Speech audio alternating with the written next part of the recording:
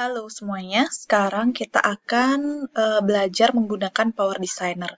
Power Designer merupakan sebuah software yang digunakan untuk membuat rancangan berupa conceptual diagram, logical diagram, dan juga physical diagram, yang mana nantinya hasil dari physical diagram itu bisa langsung diekspor ke dalam DBMS masing-masing.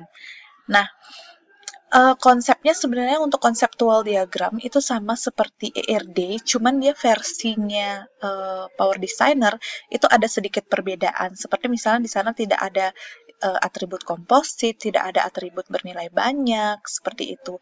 Dan atribut turunan tentu saja tidak usah dibuat. Nah, lalu seperti apa kita memetakan atribut komposit dan atribut bernilai banyak? Kita langsung aja praktek. Saya akan menggunakan soal ERD yang ada di job sheet di halaman 20 ini untuk saya terjemahkan ke dalam Power Designer. Sekaligus merupakan tutorial menggunakan Power Designer. Saya buka Power Designer-nya langsung. Nah, kita create sebuah project aja dulu.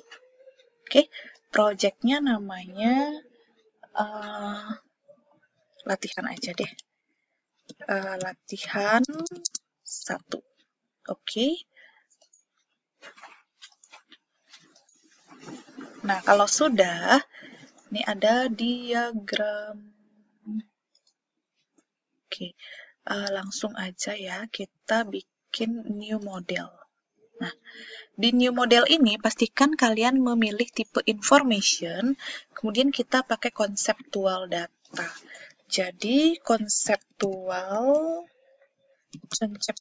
dari apa nih ini namanya data latihan gitu aja deh, konseptual latihan 1. Oke, kita oke kan. Nah, di sini langsung ini dia diagramnya ini ya, yang kosong ini diagramnya. Ini saya hapus saja supaya tidak membingungkan. Jadi yang diagram 1 ini saya tidak pakai. Nggak ada delete ya. Yaudahlah biarin aja ya. Oke, sekarang di diagram 1 ini kita akan buat, saya punya entitas project, mahasiswa, mata kuliah, dan skripsi. Ada 4 buah entitas. Nah, jadi di bagian kanan sini ini ada model-model yang bisa dipilih. Oh iya, sebelumnya mungkin ada yang tampilannya berbeda, ada yang association sama association linknya nonaktif. Itu cara ngerubahnya kayak gini ya. Klik kanan di diagram 1, kemudian Anda pilih model option, pastikan notation-nya, notation di bagian model setting ya, pastikan ER plus Meris, jangan yang lain. Jadi ER plus Meris sudah, kalau sudah oke. Gitu, jadi biar semua ini aktif.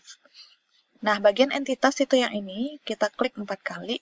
Nah, letakkan aja dulu sembarang, ntar bisa dipilih lagi. Kalau ternyata kelebihan, nah, kalian bisa klik, kemudian hapus. Oke, kalau kurang, klik aja lagi, klik. Nah, udah ya.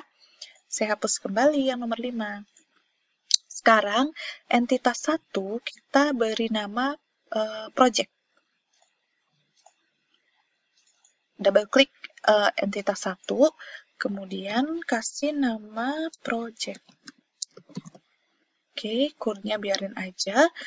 Nah, setelah namanya jadi, kita akan menambahkan kode project, judul project, dan dana project. Tambahkan di bagian attributes. Nah, jadi ada kode project, nama project,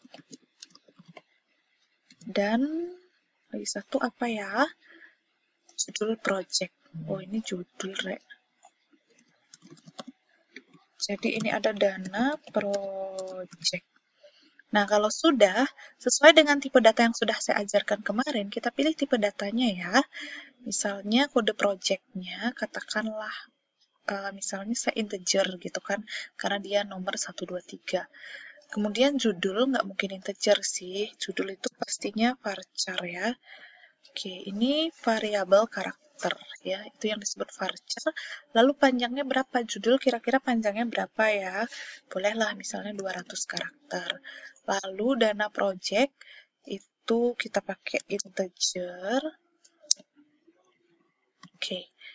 Nah, kalau sudah, kita tentukan kunci primernya yaitu kode project. Di sini P-nya kalian contreng. P, ini P, primary identifier. M ini artinya mandatory, artinya harus terisi nggak kode projectnya. Biasanya kalau dia primary key, harusnya terisi. Jadi kita tidak boleh mengosongi kolom yang menjadi kunci primer, gitu ya. Jadi kita isi contreng. Nah, judulnya kalau nggak boleh dikosongi, boleh kalian mandatory. Kalau boleh dikosongi, uncheck. Gitu ya. Kalau sudah, kita oke.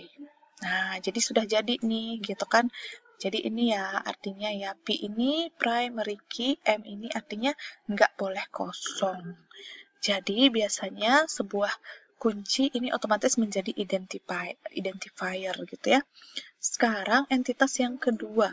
Kita buat entitas mahasiswa dulu ya. Oke, mahasiswa. Attributes itu kita ambil pertama yang atribut sederhana. Ada NIM dan tanggal lahir. Kita tulis saja. Ada NIM. Kemudian ada tanggal lahir. Lalu kita beranjak ke atribut atribut komposit. Nah, ini langsung ambil ujung-ujungnya. Sama kayak menerjemahkan ke tabel jadinya sih. Nama depan, nama belakang, nama jalan, kecamatan, kota, provinsi, kode pos ya. Jadi ada nama depan, nama belakang, lalu apa ya? Tadi lupa saya. Nama jalan, kecamatan,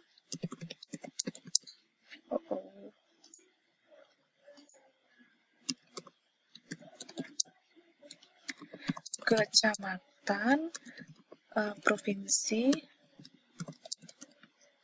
kode pos.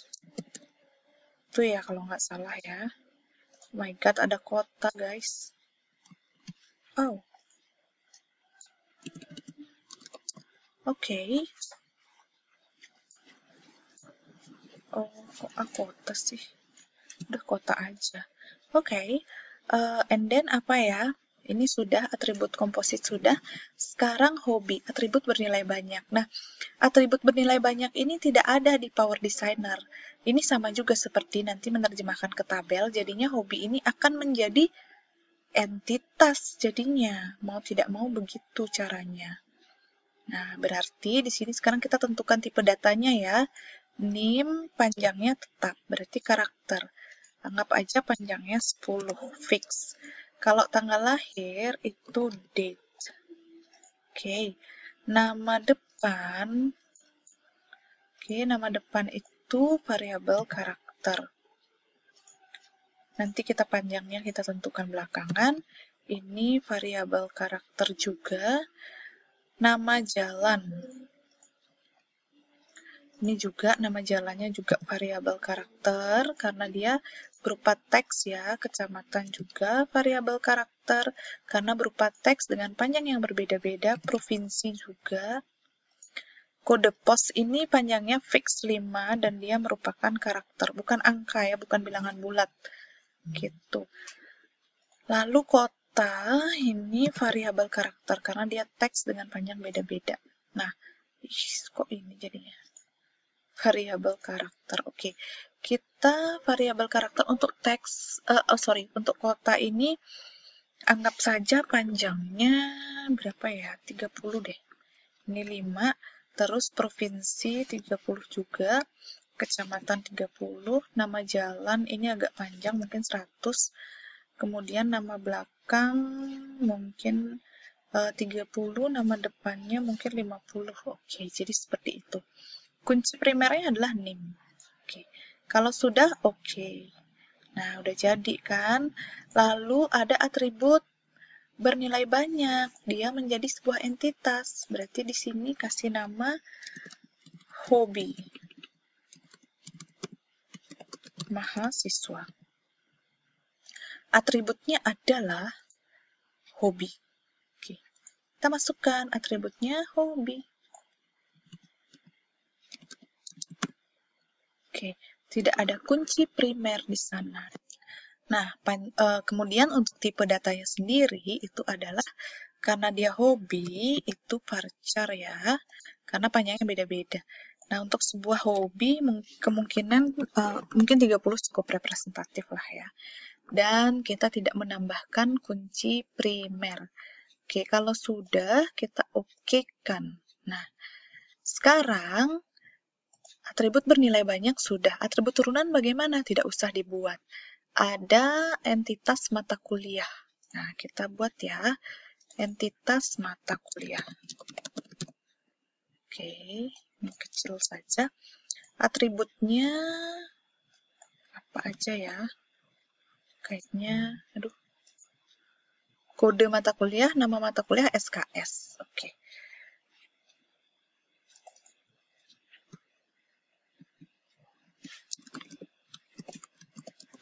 Kode matkul, nama matkul, SKS. Oke. Iya. Nah, ini kode matkul saya buat sebagai karakter ya, dengan panjang yang sama. Misalnya katakan panjangnya 6.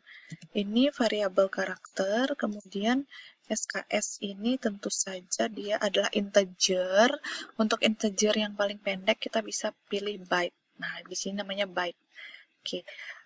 Untuk nama mata kuliah kita bisa anggap dia namanya 30, sedangkan untuk kode matkul misalnya katakanlah panjangnya 5.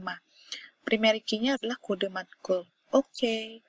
Oke, lalu ternyata ada satu lagi yaitu skripsi. Kita tambahkan lagi satu. Ya, skripsi. Atributnya adalah kode skripsi, judul, dan abstrak.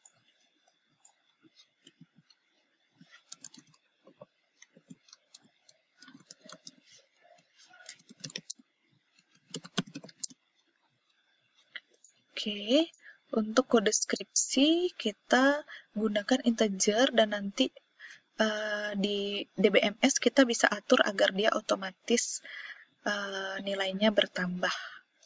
Gitu, otomatis 1, 2, 3 maksud saya. Judul kita pakai varchar. Lalu abstrak kita pakai teks. Ada teks nggak di sini? Ada, oke.